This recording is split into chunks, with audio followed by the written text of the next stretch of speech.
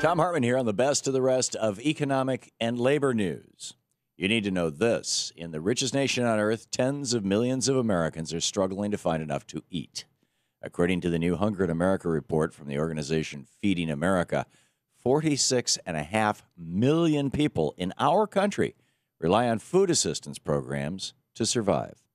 As if that isn't bad enough, 1 out of 5 families who need assistance include a current or former member of the military, and 40% of these households include a child.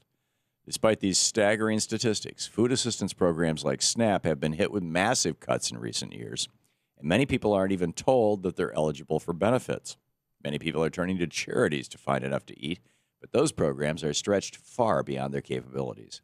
In fact, these charities are so overextended that 1 in 6 is worried that they may have to shut down.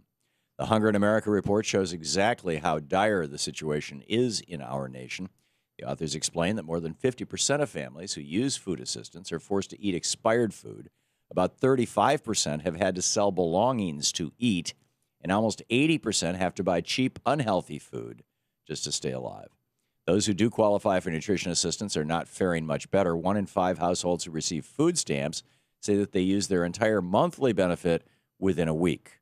Republicans in Congress have no trouble finding the money for bombs and tax cuts and corporate welfare, but they can't seem to find an extra cent to feed hungry Americans. This is not how the wealthiest nation on earth should treat its citizens.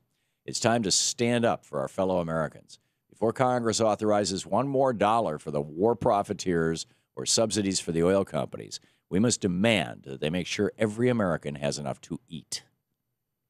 Should our government have a kill switch to turn off cell phone communication? Well, if you live in California, that may soon be a reality. Last week, the legislature in that state passed a bill requiring all new smartphones to include the ability to remotely render them inoperable.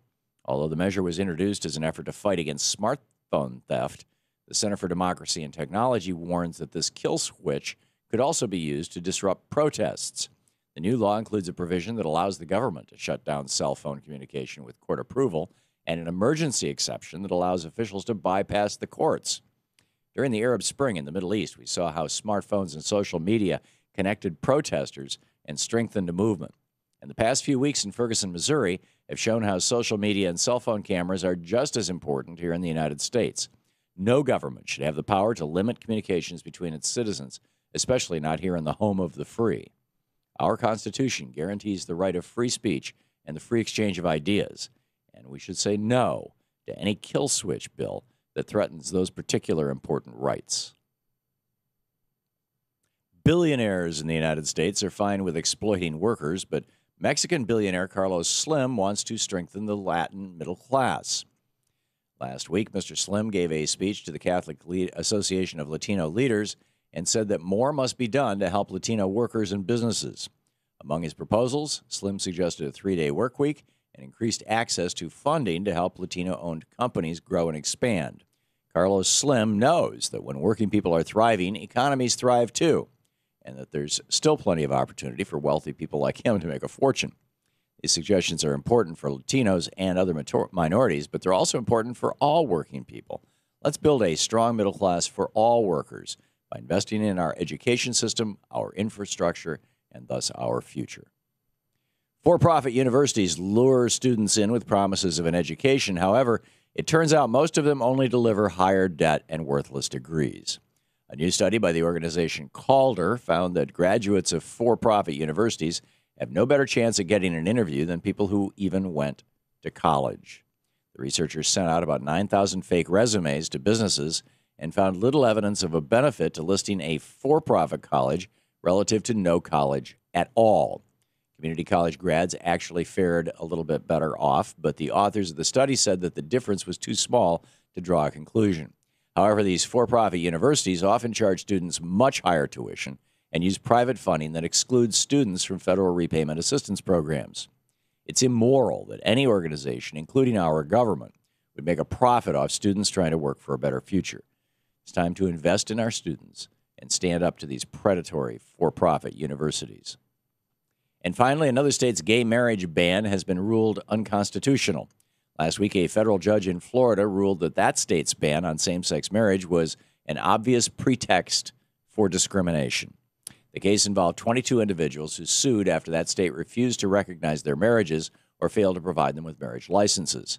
U.S. District Judge Robert L. Hinkle sided with the plaintiffs and wrote, "The institution of marriage survived when bans on interracial marriage were struck down, and the institution will survive when bans on same-sex marriage are struck down." In response to those who argued that allowing gay couples to marry would somehow destroy opposite-sex marriage, Judge Hinkle wrote, "Liberty, tolerance, and respect are not zero-sum concepts. In state after state, these bans are being struck down all throughout our nation. Although some are being appealed, the overall progress shows that sooner or later, every person in every state will be able to marry the person they love." And that's the way it is for the week of August 25th, 2014. I'm Thom Hartmann on the Economic and Labor News.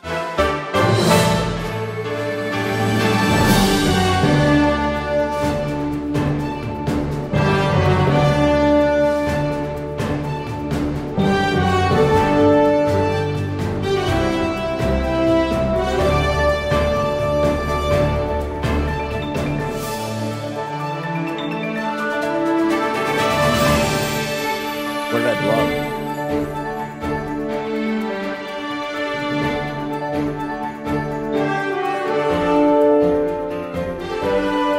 Where did I blow?